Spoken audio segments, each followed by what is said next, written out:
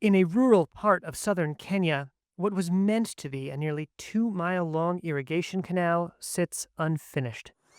Building materials are abandoned, and a sign proudly declares this project was funded by the U.S. Agency for International Development, or USAID. The canal was meant to deliver water to farmers and to prevent devastating flooding that had plagued this area.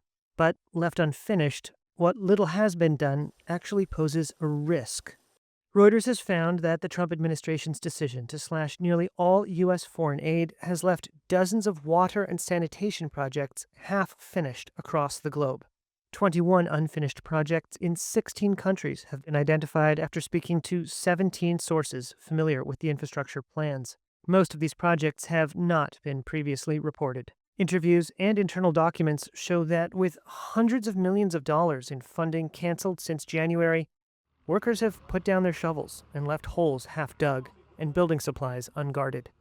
The Trump administration and its supporters argue that the United States should spend its money to benefit Americans at home rather than sending it abroad.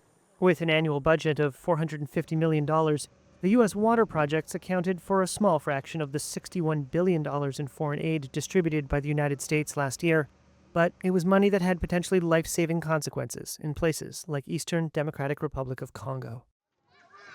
In an area where fighting between Congolese forces and M23 rebels has claimed thousands of lives, women and children hike for dangerous miles to wash clothes and collect water.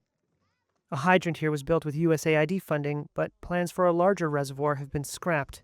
Evelyn Mbaswa said her 16-year-old son left home last week to collect water. He never returned.